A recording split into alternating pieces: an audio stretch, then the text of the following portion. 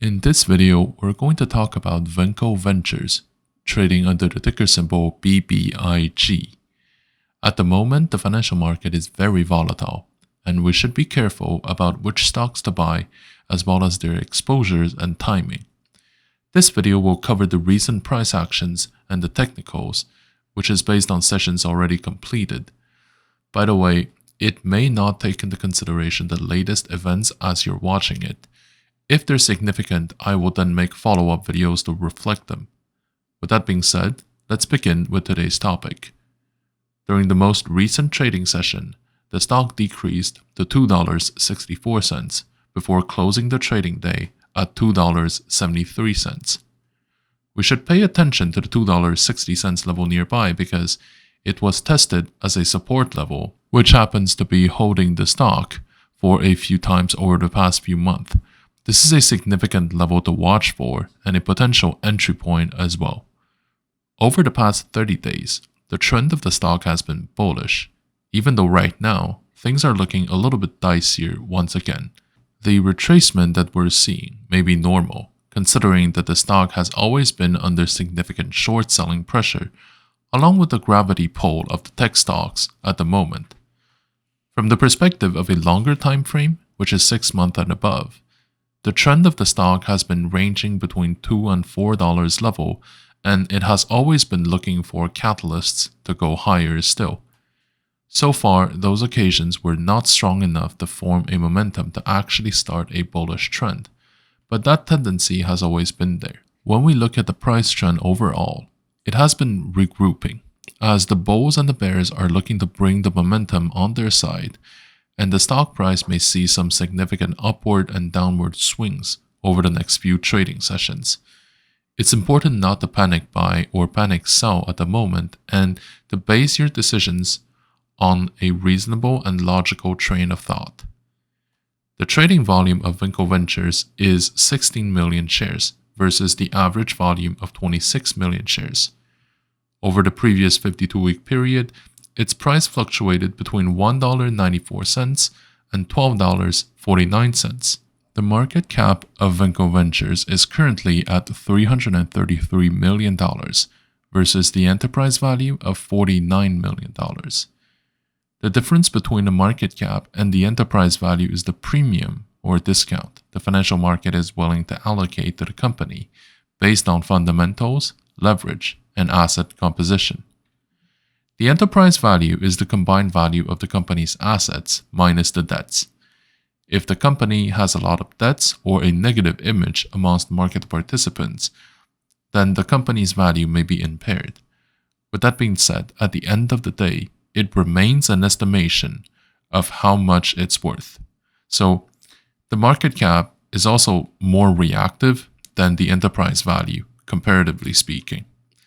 One key element to note regarding the enterprise value is that for many growth-type companies, one of the most significant assets they own is the goodwill. Goodwill is an expectation of the market that the company can generate more profit or to have more growth than another company, partially because it may have a better management team, a stronger brand recognition, and a bigger online following. It is what makes a company unique compared to its competitors. In other words, it's not a tangible asset that companies may use. It is, however, the main reason behind the fact that some companies are perceived to be trading at a discount, because the market cap is lower than the enterprise value, and because the enterprise value is also less reactive to the market cap in very volatile situations. If the company goes to liquidation, the goodwill would be gone, and we would be left with potentially less assets to distribute to shareholders and debt holders than the number on the balance sheet. When we compare the current price with the historical price fluctuations, the stock is 39% higher than its 1-month low, 39% higher than the 3-month low, and 39% higher than the 52-week low.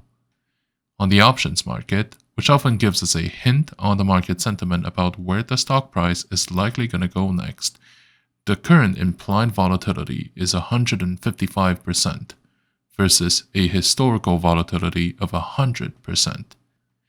The put-call volume ratio is currently 0.07. It's normal for many stocks to tend to have a higher put option volume than what they deserve, since many institutional investors hedge their long positions by buying put options. The most recent volume of options traded is 17,000 contracts a day versus the 30-day average of 88,000. In terms of open interest, the most recent volume of open interest is 837,000 contracts versus the 30-day average of 928,000 contracts. In terms of its shareholder structure, institutional shareholders own about 10% of the outstanding shares. The biggest shareholders include Vanguard, Bluefin, and BlackRock. It is relevant to understand the shareholder composition of a company as it helps to determine whether you should be holding the stock long-term or to view it as a trade opportunity. If the stock is mainly held by retail traders, this may be a sign that the stock lacks the depth to justify long-term trust from shareholders. Typically, the consensus is between 25 to 30% of institutional participation for the stock to be perceived as a sound investment and not just a short-term trade. Obviously, a lot of exceptions would apply, as many great companies are also mostly held by retails, but that tends to be the exceptions, not the rule. Let's also take a look at the short interest present in the stock, which is the amount of positions aiming to profit should the share price fall lower. Sometimes there could be more organized operations going on if the volume is very significant. The short interest is currently 15% of the total float and 50% of the transactions coming out of the dark pools. Overall, my opinion on Vinco Ventures is bullish because I believe that the stock has very limited downside from a long-term perspective. Historically speaking, there will be a lot of support when the stock reaches between $2.30 and $2.60, simply because those who want to unload the stock would be gone by then, and there will be a lot of demand below that level.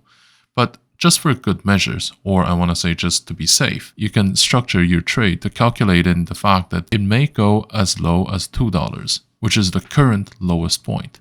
For the immediate term, my recommendation is to buy the stock, considering the recent price actions and the promising price levels that are close to where it is right now. The maximum exposure I would recommend is 1 to 3% of the portfolio. I would also recommend to separate the allocation in batches of about 10% at a time so that you may have enough room for later purchases.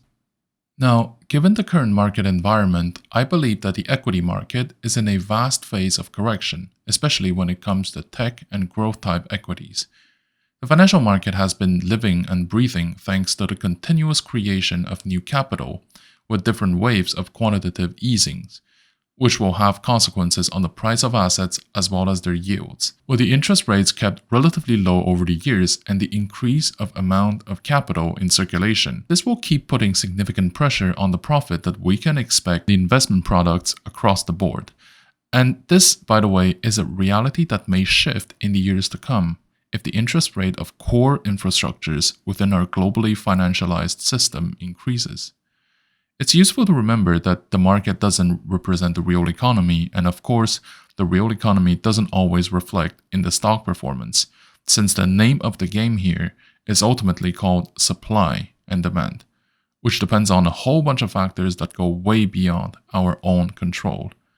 If we think about it, this is like saying, if your neighborhood house that is put up for sale is only allowing those who actually want to live inside to buy it, versus if you allow every single type of buyer with different intent or reasons to buy or to sell it. So obviously, there will be a significant difference in the price of this asset for those two scenarios. The market currently works more like the second option, and assuming that it would only reflect the fundamentals of the underlying economy would correspond to the first option. There are a few elements that are considered to be the reasons. The first one is the significant increase of amount of money printed by the central banks around the world, which is then distributed to the banks with the expectation that they will be loaned to businesses. Normally, that's a good thing, but with a lack of opportunities, in the real economy, the significant portion of that money actually went back to the financial system to buy up the price of existing assets. Now that the QEs have been wrapping up or ended around the world, I think that this drive behind asset price may no longer be as relevant as it is right now for the future. It is now compensated by the arrival of capital from one region to another, and from one sector to another even within the same jurisdiction. With the increase of tensions around the world, capital is always looking for a safe haven to park their money into, not just for a place to grow the nominal value, but with a currency that tends to keep its purchasing power as well. The third factor is the creation or the birth of artificial bubbles, either maintained by the market trends built up over the years or out of necessity. Capital needs to find a place to stay. Some good examples of this would include the EV sector in the 2020 and the oil and gas securities when there are tensions around the world. Either way, when it comes to the price trends of the market, the degree of uncertainty is a key drive behind the price fluctuations, and that is likely going to increase as we go on from there. When companies announce that they are going to enter or exit different markets, or that they will be trading on different platforms and exchanges, this can all have significant ramifications on the price of this asset. Some of the considerations to have when operating in this context include having a clear view of what is going on, especially regarding the cash flow and the capital flow, and avoid certain potential pitfalls. One of these is to be careful with short positions. Inherently, short positions are riskier than long positions as the downside of long positions is limited, whereas the short positions can lose you as much money as the stock price may reach, which is infinite. On top of that, we're now seeing a new phenomenon with short squeezes, involving a group of retail traders propping the stock price up, forcing short sellers to recover their positions. Sometimes the attempt will not succeed, but sometimes they end up in very spectacular success. Something else to consider is to treat tech stocks with care. To start, ask questions when the price of a security skyrockets without real fundamentals. It doesn't mean that you shouldn't be touching it with a 10-foot pole, but it does mean that there should be a difference between the decision of long-term holding and short-term trading. Either way, a rule of thumb is that each position should be structured in a way so that their individual performances will never affect the portfolio's stability. Thank you for watching. If you like my content, please like, comment, and subscribe to my channel.